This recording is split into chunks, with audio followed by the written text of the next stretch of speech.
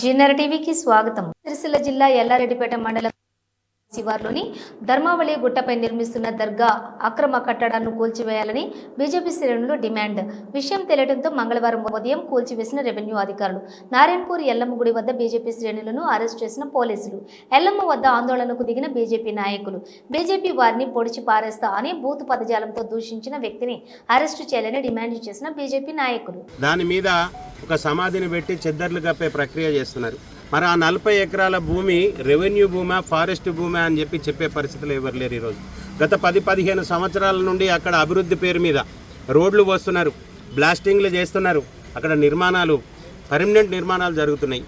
మరి వాటిలో భాగంగా వాటిని పరిశీలన చేస్తాం. మరి చోళుల కాలం నాటిగా, కాకతీయుల కాలం నాడు అక్కడ లక్ష్మీనరసింహస్వామి విగ్రహాలు ఉండే, హనుమాన్ విగ్రహాలు ఉండే, మరి అవన్నీ అవశేషాలు లేకుండా చేస్తున్నారు.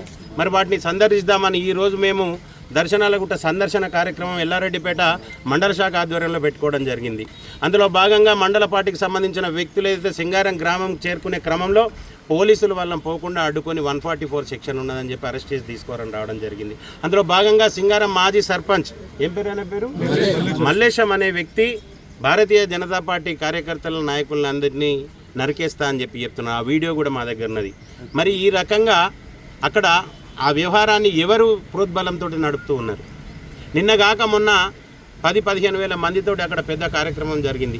ఆనాడు లేని 144 సెక్షన్ ఈనాడు ఎందుకు వచ్చింది అని అడుగుతున్నాం. మరి ఇక్కడ ఉన్న శాసనసభ్యులు నిన్నగాక మొన్న అక్కడ దర్గాకు పోయి చెద్దరు కప్పొచ్చింది.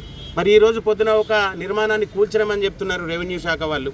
మరి ఈరోజు ఒక్క నిర్మాణాన్ని కూల్చి సంతృప్తిపరిచే ప్రక్రియ చేసే విధంగా వాళ్ళు కనబడుతున్నారు.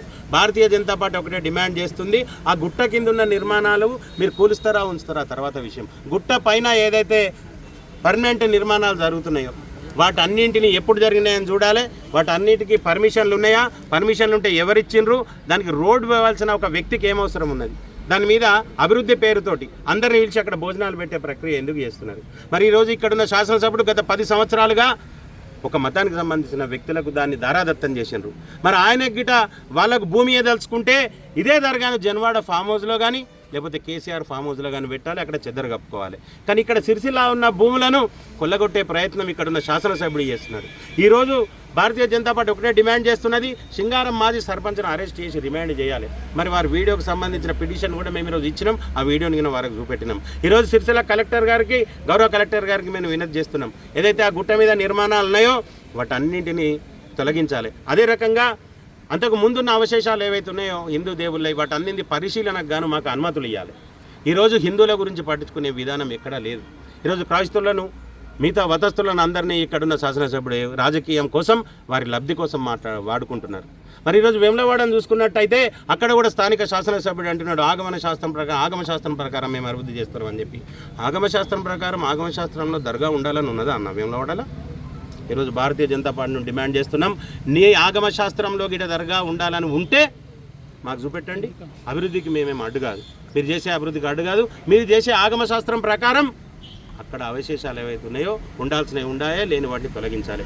హిందువులు ఎవరైతే ఉన్నారో మాట్లాడకుండా ఉంటున్నారు కదా అని చెప్పి ఇక్కడున్న ప్రాంతాన్ని మాత్రం మిగతా వాళ్ళకి దారాదత్తం చేస్తామని చెప్పి ఈ శాసనసభ్యులను కానీ ఈ వ్యతిరేకులను కానీ వీళ్ళందరికీ ఖబర్దార్. భారతీయ జనతా పార్టీ హిందువుల మనోభావాలకు అనుగుణంగా బయలుదేరుతుంది. ఏదైతే ఈ దర్శనాల గుట్టుందో తప్పకుండా దాని మీద లక్ష్మీనరసింహస్వామి వారి గుడిని నిర్మాణం చేసేందుకు మేము అందరం ఇక్కడ కంకణబద్ధులై ఉన్నామని తెలియజేస్తున్నాం. భారత్ మాతా